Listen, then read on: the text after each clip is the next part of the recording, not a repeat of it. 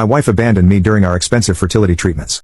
Years later, her wealthy father left me the inheritance instead of her. So, now my ex is dragging me to court. My wife abandoned me while we were on fertility treatment. That's right. I still tear up thinking about how did I even survive that phase. I got married to my wife in my mid-20s. We were high school buddies. She was pursuing law while I graduated in doctoring.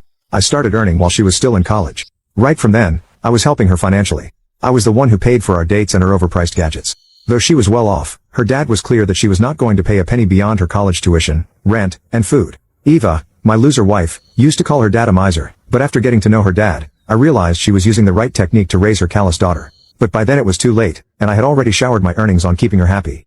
Eva was the only child of her parents. She naturally assumed that her dad's business was going to be hers. She didn't take college seriously and dropped out of law school to join her father's business. That's when we got married. She thought since it was her father's business, she would just lounge at the office and enjoy the fruit of her father's hard work. Her father tried to instill seriousness in her and teach her business lessons, but Eva was not ready to learn. She wanted the money to be served on a platter, but her dad got no chills. After enduring her for 2 years, he threw her out of the company and said she could join it only after working for 5 years in other companies. I hated her dad for doing this because we were planning to have a child, but her firing delayed our plan. Back then I used to believe whatever Eva fed me. She used to paint a picture that she was right while her dad was a miser and tough. In retrospect, I think her dad was right all this while and I was dumb to believe her blindly. After a lot of struggle and some firings, Eva got a stable job. We started planning for a baby. That's when the real problem began.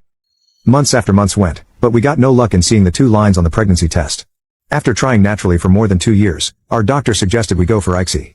It was a draining process, in all ways, physically, mentally, and of course financially.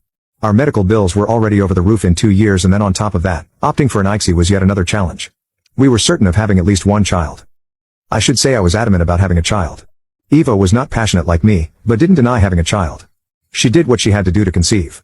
When the doctor explained the process of ICSI, its success rate, and medical bills, Eva flipped out. It is quite natural for anyone to flip out given the money you have to put in and the poor success rate. I said I wanted to have a child even if that meant emptying all my savings. Eva said I was on my own in this because she's not liking her job and would quit any time. She said though she's going to support me in this, but she's okay even if we don't have a child.